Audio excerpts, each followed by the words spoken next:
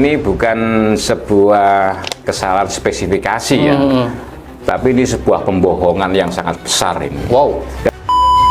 Apakah nanti kalau misalkan tim TP2ID ini tersangkut misalkan, atau jadikan tersangka dalam perkara ini, tidak tertutup kemungkinan akan merembet kepada yang membentuk tim TP2ID ini, siapa? Ya Bupati. Tim kejaksaan harus memeriksa daripada DPRD Kabupaten Blitar, khususnya Komisi 3. Itu harus diperiksa. Kalau tidak sampai menyentuh kepada otak daripada korupsi di Dam Kalimentah ini, ambil alih aja nanti, biar diambil alih sama Kejaksaan Agung.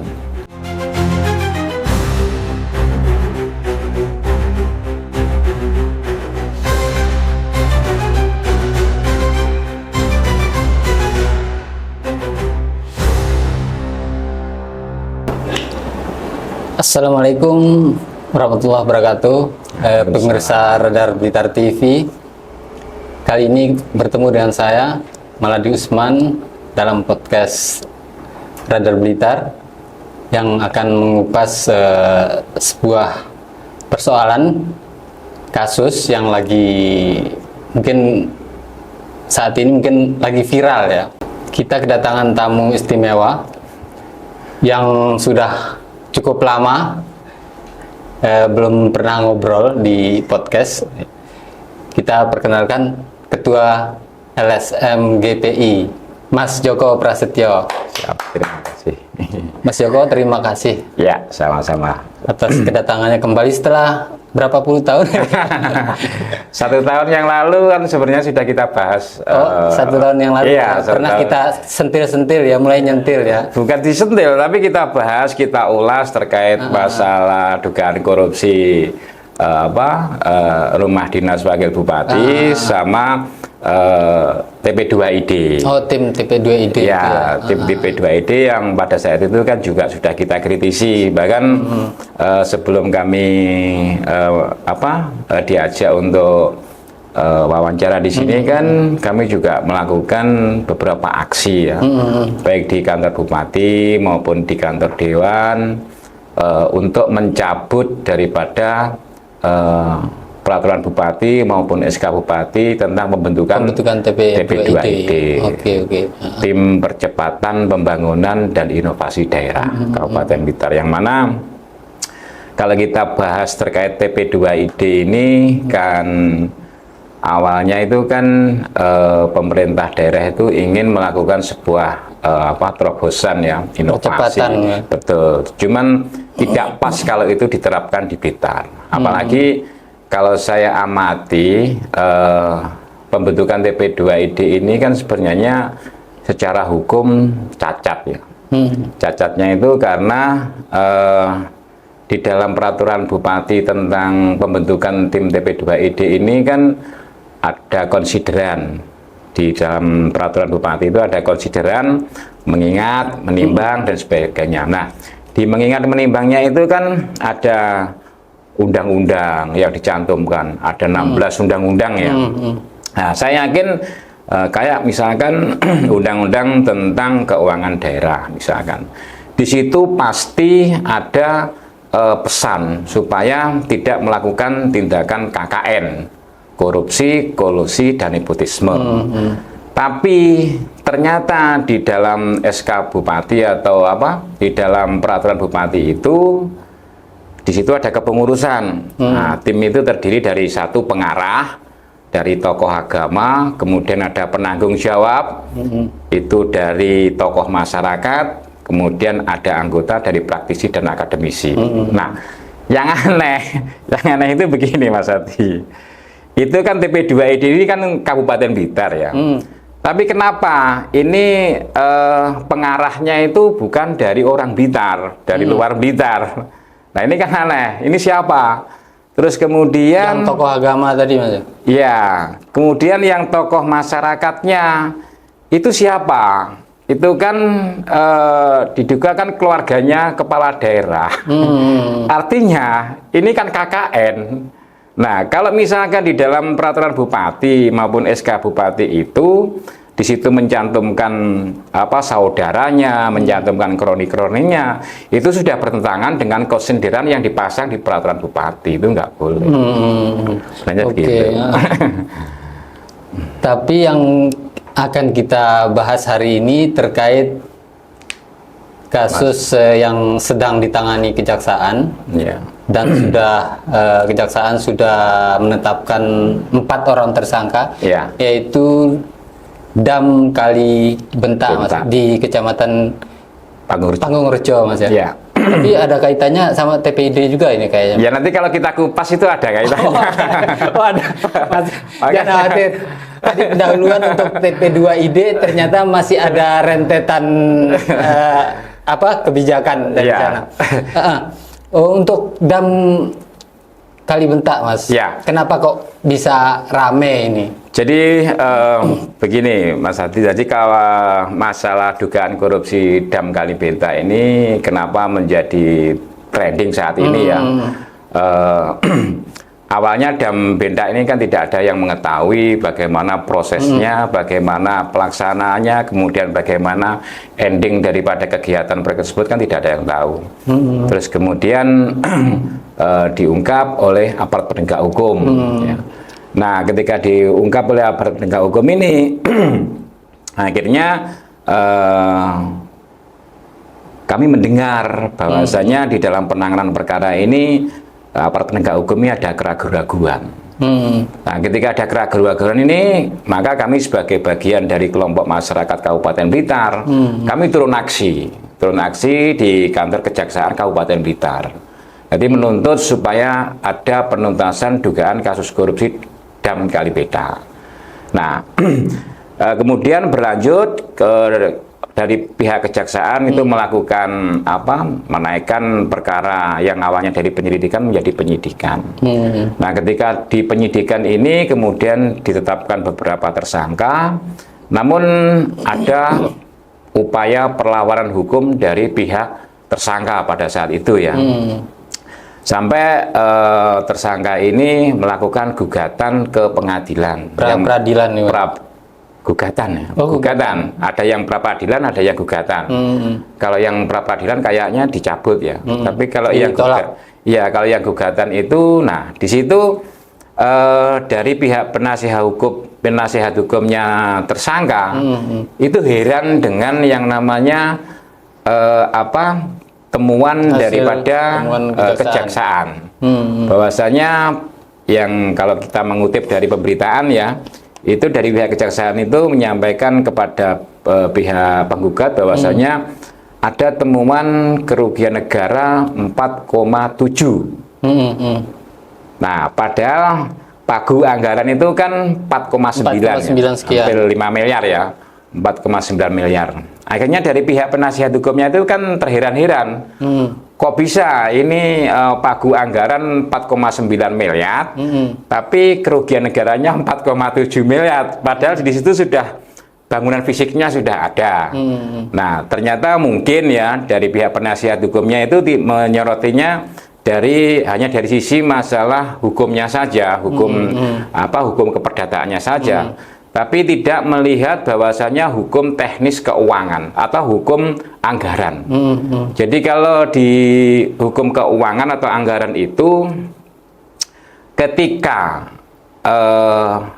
pembayaran kegiatan itu tidak sesuai dengan nomenklatur atau judul kegiatan proyek, nama kegiatan itu nggak dibayar nggak bisa dihitung lah, nggak bisa dihitung sebagai bagian dari pekerjaan. Iya, pembayaran dari sebuah pekerjaan. Karena begini, Dam Kali Bentak itu mulai dari awal, mulai dari RKPD, kemudian menjadi KUA Pipas ya, kemudian berlangsung menjadi RAPBD, terus kemudian didok menjadi APBD, itu perencanaannya adalah dam ya, bukan sabu dam. Sabu itu bahasa Jepang. Nah, kalau dam itu fungsinya itu kalau kita melihat dari kefungsian ya, kalau dam itu adalah bendungan. untuk menampung air, menaikkan debit air, kemudian mengalir ke beberapa sawah. Itu namanya dam atau waduk ya.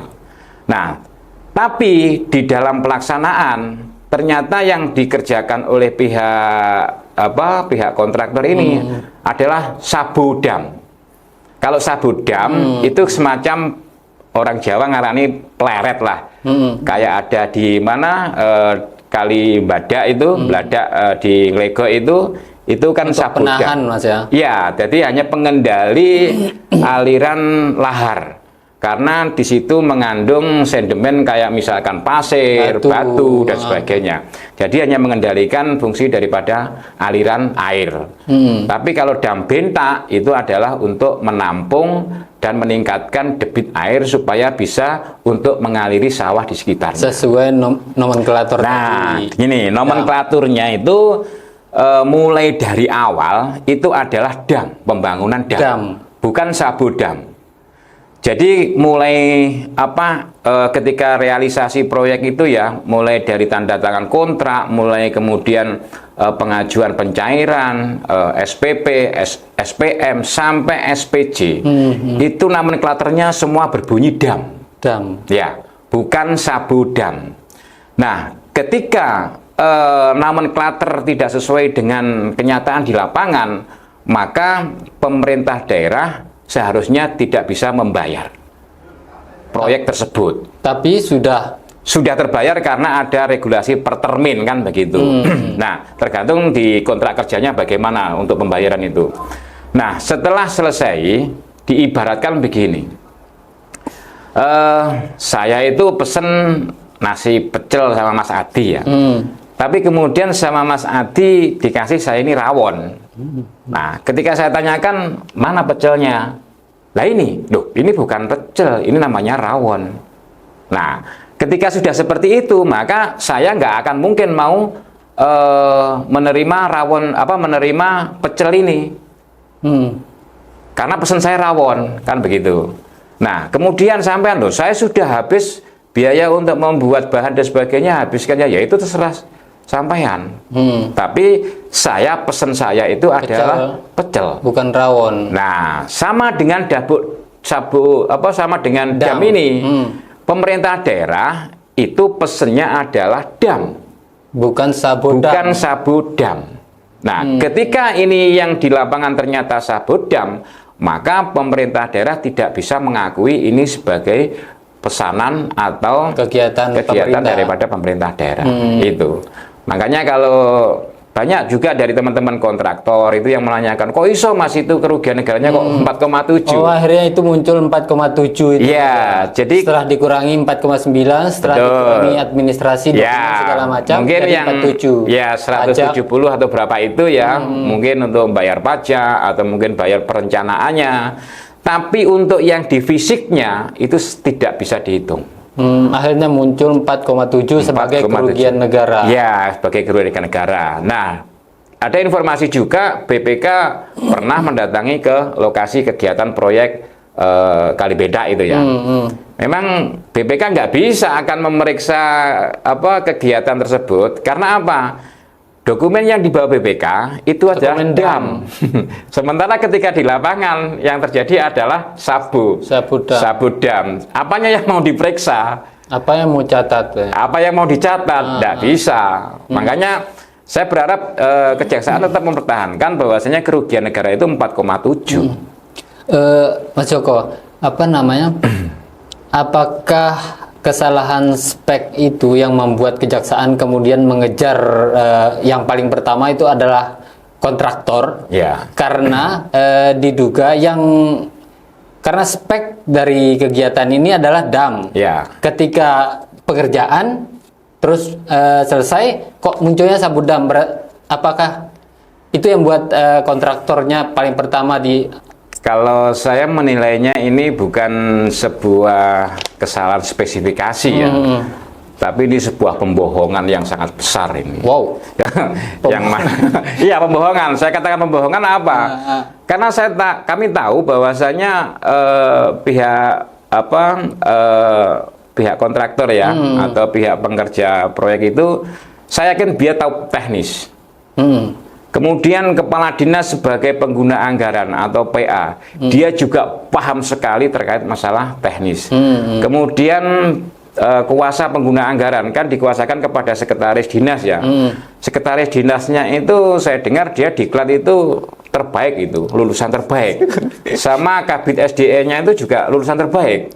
Nah, tapi mustahil mereka itu tidak membaca perencanaan, ya toh, terus kemudian tidak mengetahui adanya proyek yang seharusnya dam berubah menjadi, saya yakin mustahil tidak masuk di nalar kami kalau mereka tidak tahu. Nah, tapi kenapa tetap dilanjutkan? Apa mereka tidak bisa menjangkau resiko yang akan mereka hadapi para pegawai yang ada di Dinas PUPR itu, mulai PA, mulai PPK, mulai PPATK, kemudian pengawas. Apa mereka tidak takut kan gitu? Nah, saya yakin bahwasanya ini ada tangan-tangan yang tidak kelihatan, yang bisa istilahnya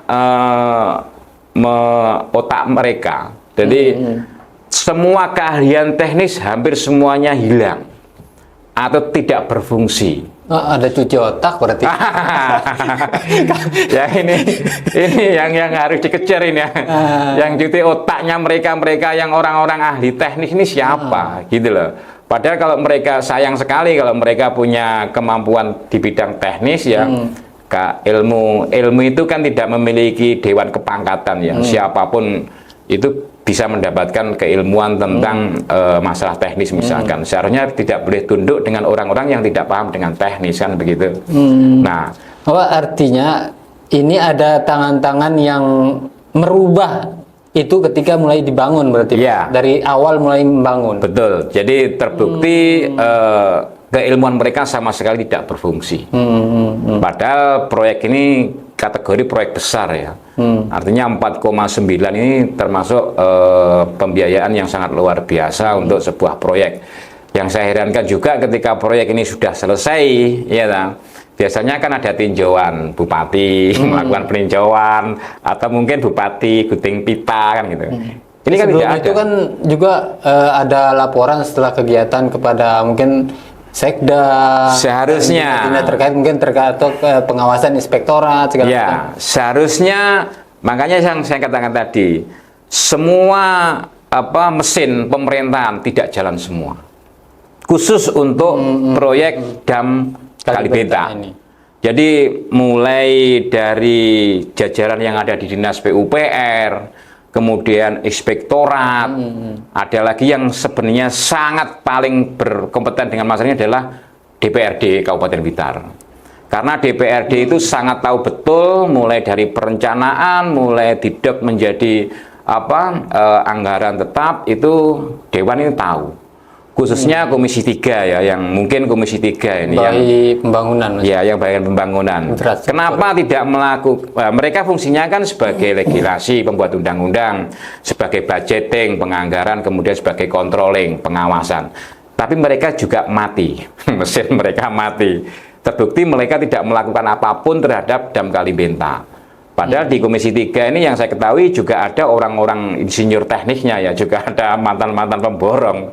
Kontraktor. Iya, yang biasanya bawa petir, yang biasanya bawa meteran itu kemana itu di dam Benta ini? Kalau di jembatan yang mana itu? Jogo dulu kan ada yang bawa petir, ada yang bawa linggis, ada yang bawa meteran. Ketika ada kesalahan langsung langsung dipukul-pukul dan sebagainya melihat kualitas. Tapi di dam Benta ini di mana Dewan? Kan tidak kelihatan fungsi mereka sebagai pengawasan, fungsi mereka ketika mengedok anggaran itu di mana, gitu loh. Makanya kalau misalkan dam Benta ini menjadi kasus korupsi, kejaksaan harus panggil itu semua Komisi 3 di DPR, khususnya Komisi 3. Jadi kan pertanggungjawaban atas semua yang sudah mereka lakukan, gitu loh. Jadi jangan dibiarkan seperti itu. Nanti kalau dibiarkan seperti itu akan tidak tertutup kemungkinan nanti akan terjadi di proyek-proyek yang lain, itu loh. Oke, terus Mas Joko, ketika ada sebuah kegiatan dan kemudian diketahui sebagai pidana korupsi dengan jumlah yang kita duga terkait itu sangat masif. Ya. Kira-kira penegak hukum akan seperti apa ya Mas Joko melihat kondisi ini? Kalau melihat perkembangan penanganan perkara dugaan korupsi Sabut Dam Bentak ini, saya juga belum optimis hukum nanti betul-betul tegak ya. Karena apa? Karena itu nanti kalau misalkan hukum itu tegak, masyarakat menginginkan sebuah keadilan hukum, maka tidak hanya orang-orang itu saja yang dijadikan tersangka dalam kasus korupsi kan gitu. Karena nampaknya itu nanti juga akan berkembang kepada pihak-pihak lain yang terkait dengan masalah dugaan korupsi Dam Kali Bentak ini. Contoh misalkan, melalui kuasa hukumnya salah satu tersangka kemarin kan menyatakan bahwasanya tersangka ini berada di jajaran yang paling bawah dalam proyek pengadaan Dam Kali Bentak kan gitu. Mereka semua atas perintah dari Atasannya. tim TP2ID kan begitu kan. Yang lebih atas dari dinas. Ya. Tim TP2ID ini kan dibentuk oleh bupati kan gitu. Nah, semuanya kan harus bertanggung jawab pada bupati. Nah, apakah nanti kalau misalkan tim TP2ID ini tersangkut misalkan atau jadikan tersangka dalam perkara ini, tidak tertutup kemungkinan akan merembet kepada yang membentuk tim TP2ID ini, siapa ya bupati. Bupati saat itu maksudnya? Iya, bupati pada saat itu. Karena apa? Karena di sini jelas. Kalau misalkan melihat dari apa garis organisasinya, di situ TP2ID itu dibentuk oleh bupati. SK-nya juga dari bupati.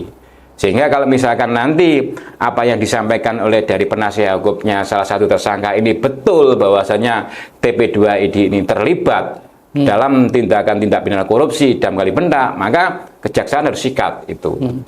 Tim PDID. Artinya proyek-proyek pembangunan yang dilaksanakan di pemerintah kabupaten waktu itu apakah harus lewat TP2ID ini, Mas? Ya, dulu kan pada saat kita podcast yang pertama Mas Adi ya, itu kan sudah saya jelaskan, kami jelaskan bahwasanya tim TP2ID sebenarnya tidak perlu ada di Kabupaten Blitar. Karena selain kita pada saat itu anggarannya juga minim, dan kemudian anggaran yang kita punyai atau pemerintah daerah miliki ini tidak sepadan lah. Kalau misalkan kita ini membentuk tim TP2ID, kecuali kalau di Jakarta atau mungkin di Banyuwangi yang mungkin kondisi anggaran keuangan daerahnya cukup bahkan lebih, itu mungkin bisa. Tapi kalau di Blitar sangat tidak efisien. Makanya ada apa ini Bupati membentuk tim TP2ID? Apakah dia ingin melibatkan kroni-kroninya, keluarganya di dalam pelaksanaan pembangunan pemerintahan di Kabupaten Blitar ini?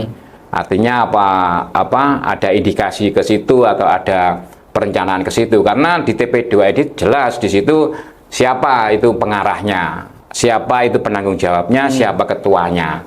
Itu kan yang saya ketahui itu kan pengarahnya bukan orang di luar orang Blitar. Kemudian penanggung jawabnya itu dari keluarganya bupati. Terus kemudian sebagai ketuanya pun ketua tim TP2ID itu kan juga bukan dari masyarakat Kabupaten Blitar. Itu. Nah, terus kemudian TP2ID ini kalau dulu sudah pernah kami sampaikan, ada lembaga di luar pemerintahan yang mengendalikan dan mengatur jalannya pemerintahan. Itu. Jadi mulai itu dari dalam peraturan bupati atau SK-nya TP2ID ini apa ada bunyi seperti itu, Mas? Bunyi yang mana, Mas? Ayatnya terkait bahwa bisa campur tangan intervensi terhadap berbagai proses. Tidak ada di peraturan bupatinya itu tidak ada. Fungsinya mereka membuat inovasi, membantu kinerja bupati dan sebagainya. Tapi dalam prakteknya itu yang kami ketahui, kami rasakan dari keluhan dari para pejabat-pejabat ya itu banyak yang mengeluh karena kewenangan mereka kayaknya dipangkas. Jadi ketika mereka mau dengan pimpinan, dengan bupati, mereka terhalang oleh TP2ID. Terkait dengan Dam Kali Bentak ya. ini. kemarin salah satu anggota TP2ID ini pernah sampai mungkin di rumahnya diperiksa terus dijadikan saksi. Ya. Apakah mereka juga harus jadi tersangka? Nah, nanti di pembuktian kalau misalkan alat bukti, dua alat bukti misalkan cukup di dalam perkara penyelidikan, nanti bisa saja kejaksaan menaikkan perkara ini menjadi penyidikan. Karena saya yakin ketika tim Kejaksaan Negeri Kabupaten Blitar melakukan upaya penggeledahan di salah satu saksi ya, mungkin mendapatkan informasi atau full paket, full data dari salah satu tersangka kemarin, sehingga itu menjadi petunjuk bagi tim kejaksaan untuk melakukan penggeledahan. Nah, apakah nanti hasilnya dari penggeledahan itu ada tanda-tanda keterkaitan dengan tindak pidana korupsi Dam Kalibentak? Ya nanti kita lihat aja nanti perkembangannya itu. Karena kalau misalkan nanti ya kita tidak ingin, masyarakat kan menginginkan supaya ini juga kena, bupati juga kena, tapi tim kejaksaan kan tidak bisa seperti itu. Tim kejaksaan harus bekerja berdasarkan fakta hukum yang ada. Gitu. Ada bukti enggak? Ya minimal 2 alat bukti yang sah menurut undang-undang, itu kejaksaan bisa menaikkan kepada penyidikan. Untuk saat ini, Mas, ini kan masih ada 4 tersangka. Ya. Sementara kita ketahui bahwa ini memang kasus ini memang sejak awal memang ada kesalahan banyak pihak, Mas ya. Ya. Kira-kira siapa target berikutnya dari kejaksaan, Mas? Ya, kalau saya nggak bisa berandai-andai. Tapi karena yang kita sampaikan ini kan persepsi ya, atau pandangan kita terkait peristiwa hukum yang sedang terjadi. Artinya ada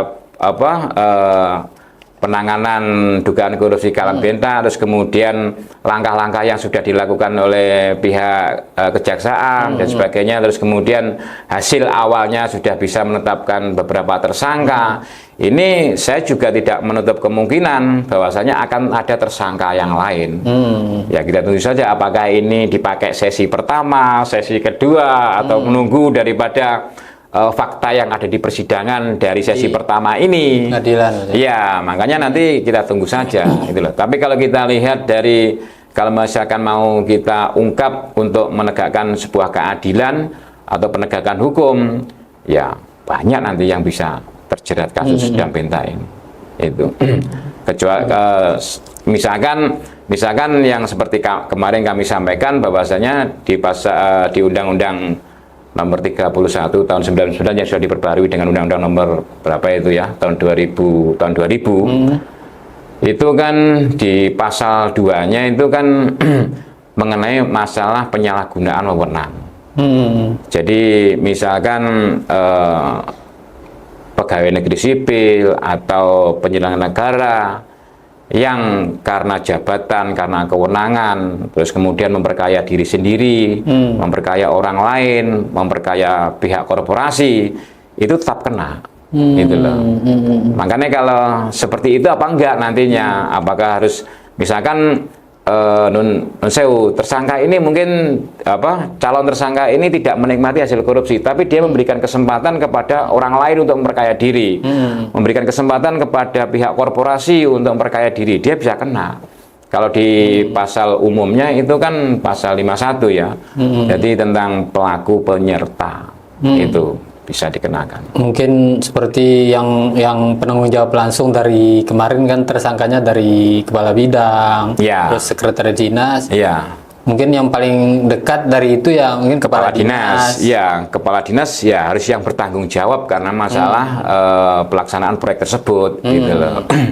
Apakah kepala dinas ini juga tidak melaporkan kepada pimpinan dalam hal ini Sekda ya terkait proyek yang seperti ini, apa mereka tidak melaporkan kepada Sekda?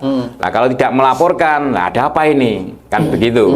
Karena tugas fungsi daripada kepala dinas itu semua kegiatan harus dilaporkan kepada pimpinan tertinggi. Sebelum pimpinan tertinggi misalkan bupati harus melewati palang pintunya namanya Sekda. Sekda ini kan panglimanya PNS ya. Laporan itu sebelum pekerjaan, sedang pekerjaan, dan setelah pekerjaan seharusnya, Mas ya? Seharusnya itu mekanismenya seharusnya sebelum pekerjaan, ketika dikerjakan pasca selesainya pekerjaan itu dilaporkan. Seperti itu dilaporkan Mas ya. Setiap tahap. Apakah ini tidak dilaporkan kepada sekda? Apakah tidak dilaporkan kepada bupati kan begitu? Itu satu. Kemudian dari TP2ID. TP2ID ini dalam peraturan bupatinya semua kegiatan harus dilaporkan pada bupati. Nah, dilaporkan apa tidak ini? Makanya dua-duanya ini nanti kalau misalkan dia ini terlibat di dalam masalah korupsi dan benta ini, kemudian dia juga menikmati hasil korupsi, maka bisa kena. Itu. Laporan ke TP2ID. Ya. Itu nyambungnya dari mana, Mas? Apa dari dinas ke sekda, terus ke tim ini baru melapor ke bupati gitu, Mas ya? Kalau dari peraturan bupati, kemudian dari SK-nya bupati, itu tidak ada keterangan yang menyatakan melalui kepala dinas atau melalui sekda, tidak ada. Tapi di situ semua kegiatan, pelaksanaan kegiatan itu hasilnya disampaikan kepada bupati. Gitu. Ya. Jadi makanya kalau misalkan kita membahas dam Kalibenta ini, pemerintah daerah sangat rugi besar karena anggaran yang 4,9 itu akhirnya sia-sia. Tidak terhitung dalam kegiatan, tidak dihitung oleh kegiatan pemerintahan. Makanya nanti bagian aset ini karena kan kegiatan ini kan belanja modal ya. Kalau sudah selesai itu dijadikan aset oleh pemerintah daerah. Nah, ketika kasus dam Benta ini bisakah nanti dijadikan aset? Kalau dijadikan aset itu saya yakin juga salah. Kalau kesalahan dicatat? Iya, dicatat sebagai aset. Dam Kalibenta ini kalau dicatat sebagai aset salah. Kenapa salah? Karena mulai perencanaan, nomenklatur atau penjudulan kegiatan proyek itu adalah dam, bukan sabodam.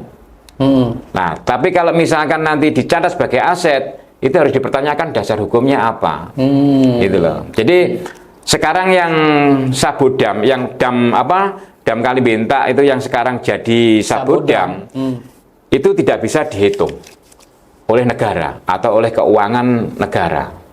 Ya akhirnya dihitung Mas, dihitung akhirnya kerugian negara. Iya, akhirnya kerugian negara. Makanya pelaksananya harus mengembalikan itu. 4,7 itu harus dikembalikan kepada daerah.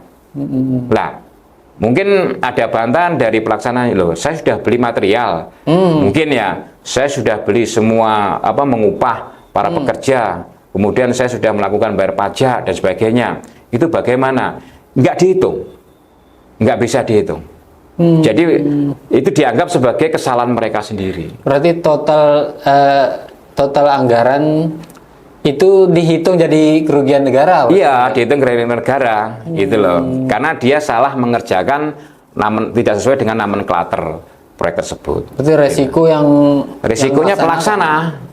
Semua pelaksana dari semua pelaksana, fisik segala macam, terus penanggung jawab anggaran. Kalau kemarin itu ada salah satu tersangka yang menitipkan 100 juta, itu nggak berarti itu. Karena dilihat dari nilai proyeknya yang 5,9, kemudian oleh kejaksaan itu ada 4,7, ya nanti harus dikembalikan 4,7. Kalau sekarang ini tim kejaksaan Kabupaten Blitar mencari pertimbangan kepada mungkin BPK ya, saya yakin BPK pun tidak bisa untuk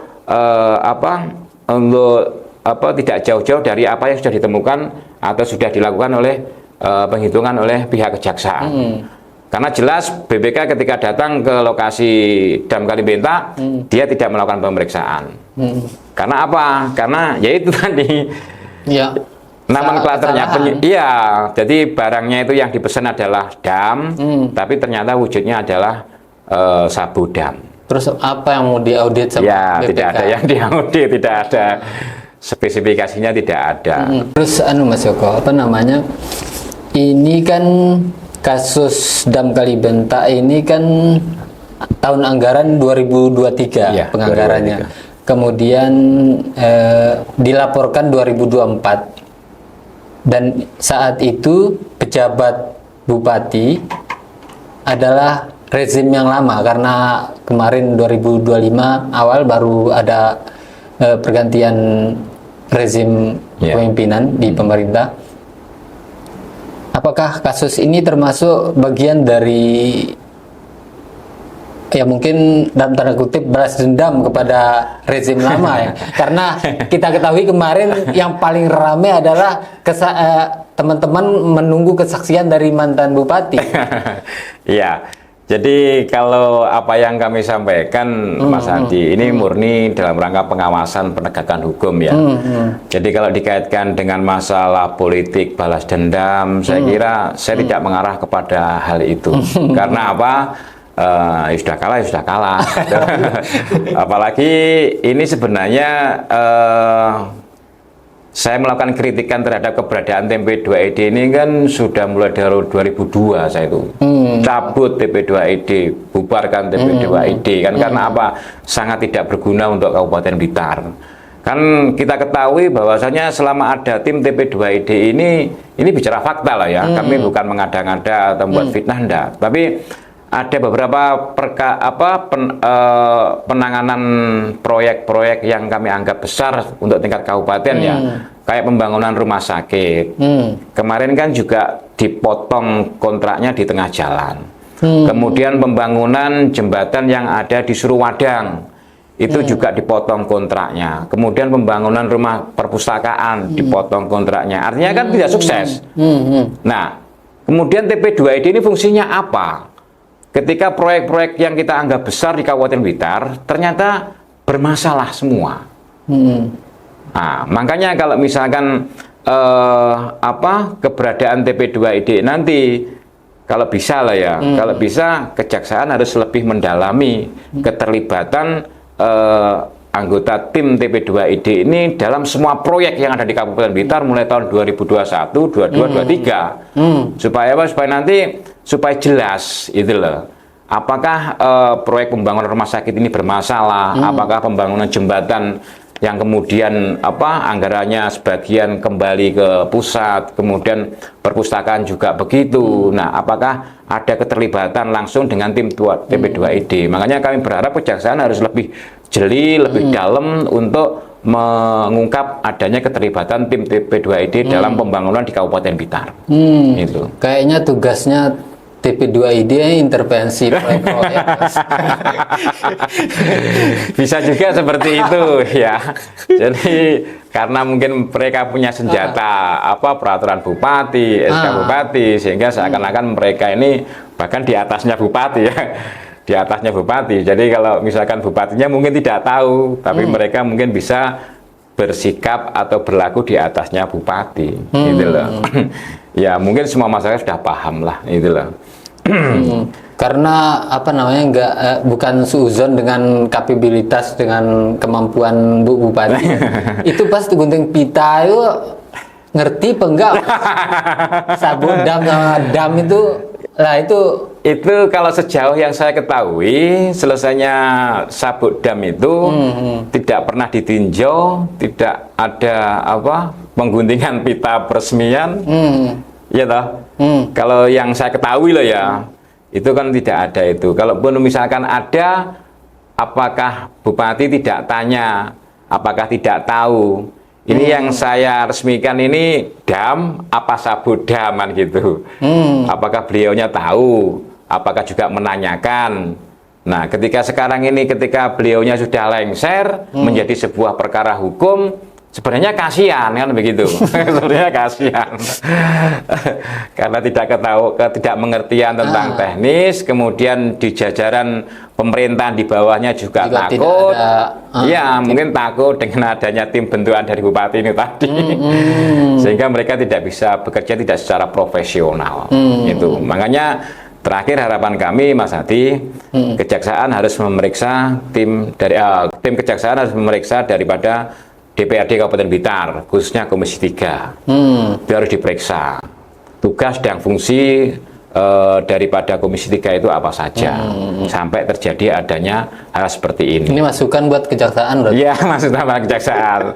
Terus kemudian nanti kalau misalkan kejaksaan itu apa ya, ini kita anggap tidak tuntas, ya kami bisa turun aksi menuntut supaya kasus ini tangani Kejaksaan Agung saja, kan gitu. Kalau tidak sampai menyentuh kepada otak daripada korupsi di Dam Kalibenta ini, ambil alih aja nanti, biar diambil alih sama Kejaksaan Agung. Kok nggak ke Jati dulu, Mas? Nah, karena begini, ya kita akan berharap ya, kita berharap ini bisa dituntaskan sampai akar-akarnya, sampai otak dibalik korupsi Dam Kalibenta ini siapa, gitu loh. Jangan sampai ada yang ditutup-tutupi, jangan sampai ada yang merasa dilindungi dan sebagainya, jangan sampai, gitu loh. Karena kita menginginkan kasus Dam Benta ini menjadi pelajaran bagi pejabat-pejabat yang lain maupun pelajaran bagi para penyedia barang dan jasa, supaya mereka gunakan kemampuan teknisnya, jangan sampai karena intervensi keilmuannya tentang teknik itu kalah. Karena apa, bisa berakibat ya seperti ini. Berakibat hukum menjadi tindak pidana korupsi. Gitu. Nanti ketika proses hukum dan tersangka nggak bisa mengganti, itu akan seperti apa, Mas? Ya, kalau sesuai Mas. Ya, itu kan salah satunya kan ada pengganti ya, dan ada denda, terus kemudian ada pengganti. Kalau misalkan tidak bisa membayar, kan aset-aset yang diduga hasil tindak pidana korupsi kan dirampas oleh negara untuk milik dilelang. Tersangka. Iya, untuk dilelang, jadikan dimasukkan kas negara. Gitu. Bahkan kemarin saya dengar dari informasi media itu sudah banyak yang motor-motor klasik. Salah satu tersangka yang sudah disita. Itu masih teri-terinya. Oh, teri-terinya. Yang diduga katanya pihak kejaksaan ini hasil dari itu. Iya. Tapi yang besar-besar kan belum diungkap sama kejaksaan. Oke, Mas Joko, terima kasih atas waktunya. Saya membahas tentang kasus yang lagi ramai, Dam Kalibenta di Kecamatan Pangurjo, Kabupaten Blitar. Kita menunggu proses yang dilakukan oleh Kejaksaan Negeri Blitar. Akan seperti apa kasus ini? Apakah tersangkanya akan bertambah atau mungkin seperti Mas Joko sampaikan tadi sampai akan dikupas, apakah dipanggil sampai akar-akarnya? Kita tunggu podcast berikutnya. Terima kasih. Assalamualaikum warahmatullahi wabarakatuh.